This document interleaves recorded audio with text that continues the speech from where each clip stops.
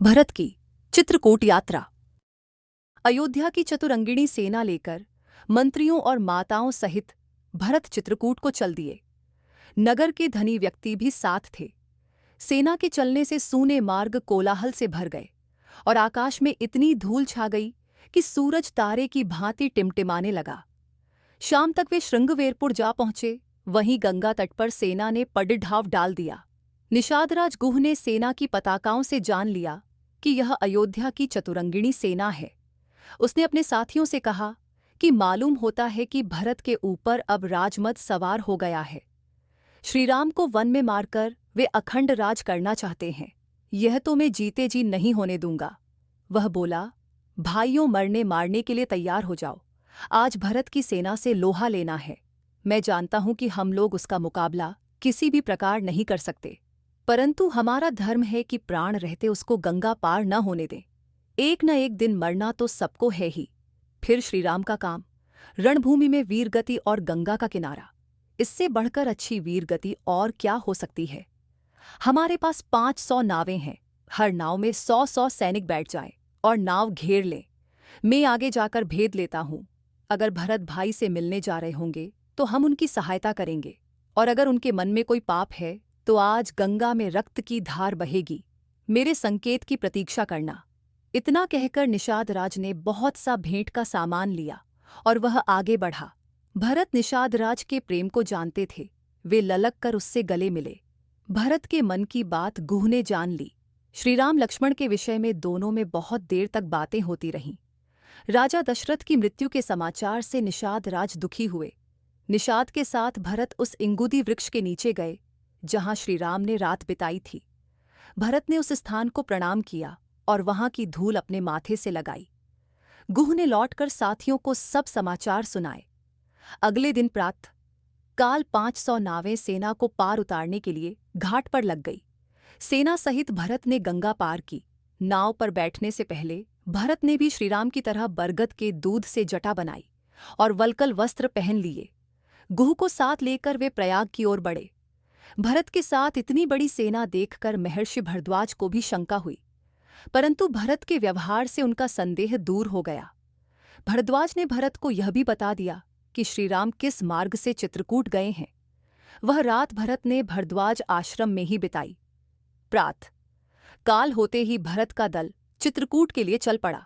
चलते चलते चित्रकूट पर्वत उन्हें दिखाई दिया। सारा वन प्रदेश कोलाहल से भर गया। वन के जीव जंतु पशु पक्षी इधर उधर भागने लगे। कुछ दूरी पर धुआं उठते देख गुह ने अनुमान लगाया कि वहीं कहीं श्रीराम की कुटिया होगी। इधर श्रीराम को भी आकाश में धूल उड़ती दिखाई दी।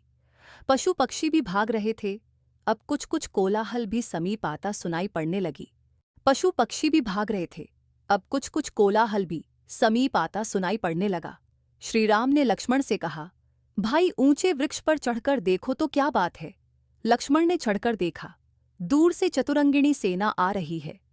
उन्होंने पताकाएं देखकर जान लिया कि अयोध्या की सेना है। वे बोले, आर्य जानकी माता को सुरक्षित स्थान में पहुंचाकर धनुष बाण उठाइए। मालूम पड़ता है भरत हमको वन में भी नहीं रहने देगा।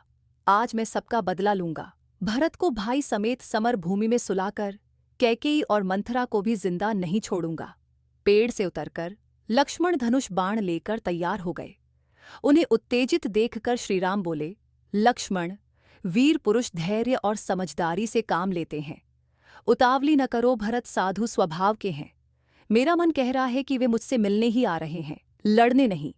तुम ये जानते ही हो कि मुझे राज्य पाने का तनिक भी लोभ नहीं है। भरत जैसे प्रिय भाई को त्याग कर मैं स्वर्ग को भी नहीं चाहता। तुम भरत के प्रति अनुचित भावना को अपने मन में मत लाओ। मुझे भरत पर पूरा भरोसा है। भाई राम के ये वचन सुनकर लक्ष्मण शांत हो गए। इधर भरत सेना को ठहराकर शत्रुघ्न के साथ आगे बढ़े। उन्होंने देखा कि तेजस्वी श्रीराम एक शिला पर बैठे हैं। पास में ही सीता माता और लक्ष्मण भी बैठे हैं। वे व्याकुल होकर श्रीराम के चरणों पर गिर पड़े। भरत को देखकर राम भी हड़बड़ाकर उठे। कहीं धनुष गिरा, कहीं बाण। उन्होंने भरत को उठाकर छाती से लगा लिया। दोनों की आंखों में प्रेम की धाराएं बहने लगीं। भाई से मिलकर भरत ने सीता जी के चरणों में प्रणाम किया। सीता जी का आशीर्वाद पाकर भरत को बड़ा संतोष हुआ। फिर वे लक्ष्मण से गले मिले। शत्रुघ्न ने भी श्रीराम, लक्ष्मण और सीता माता के चरणों में प्रणाम किया। गुरु और माताओं के आने का समाचार पाकर श्रीराम लक्ष्मण उनसे मिलने गए। शत्रुघ्न को सीता जी के पास छोड़ गए। गुरु के चरणों में प्रणाम कर वे माताओं से मिले। अपने कुटुंबियों और नगरवासियों से भी बड़े स्नेह के साथ मिले। सबके ठहरने का यथावसर प्रबंध करके श्रीराम अपनी कुटी पर लौट आए। सीता जी को मुनि बेश में देखकर माताएं बड़ी दुखी हुईं। अब कैकेयी भी मन ही मन पछता रही थी। जब पिता की मृत्यु का समाचार राम को मिला तो वे सन्न रह गए और अपने ही को उनकी मृत्यु का कारण जानकर बड़ी देर तक रोते रहे। फिर वे मंदाकिनी पर गए।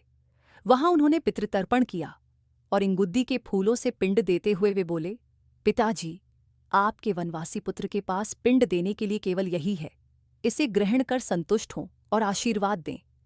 अगले दिन सब लोग श्रीराम के पास इकट्ठे हुए। भरत ने श्रीराम के चरणों पर सिर रखकर कैकेयी के अपराधों के लिए क्षमा मांगी और अयोध्या लौट चलने की प्रार्थना की। श्रीराम ने भरत को हृदय से लगा लिया और कहा, जो कुछ हुआ इसमें न तो माता कैकेयी का दोष है और न तुम्हारा। जो कुछ होता है वह भगवान की इच्छा से होता है। सब अपने कर्मों का फल भोगते हैं।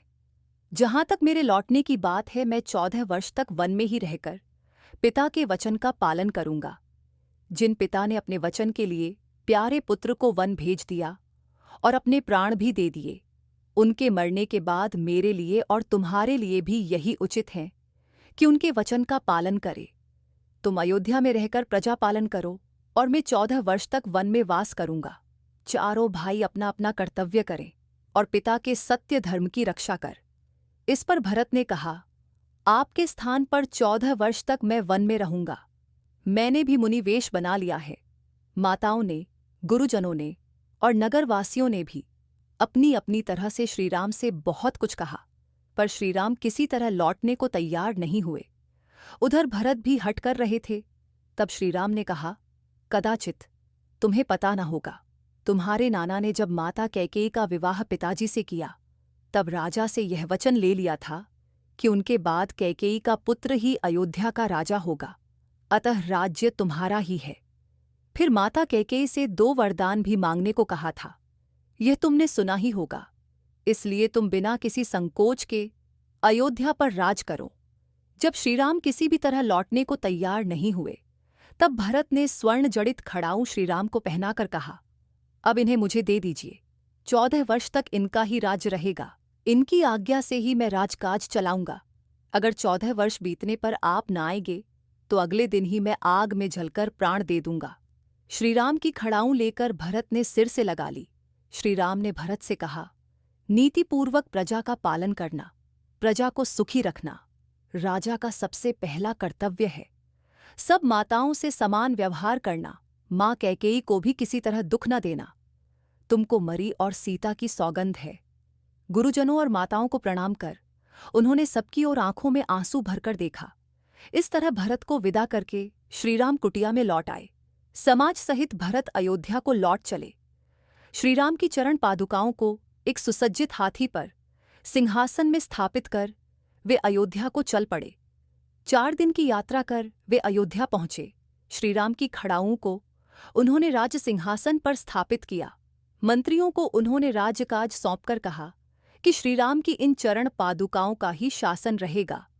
आप लोग यत्नपूर्वक ऐसे काम करें जिससे प्रजा में सुख समृद्धि बढ़े।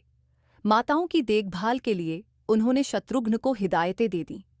अयोध्या का सब प्रबंध करके भरत नगर के बाहर नंदीग्राम में मुनिवेश बनाकर रहने लगे।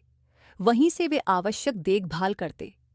भरत के चले जाने के बाद श्रीराम, लक्ष्मण और सीता मंदाकिनी नदी के किनारे किनारे दक्षिण की ओर बढ़े और अंत्री ऋषि के आश्रम में पहुंचे।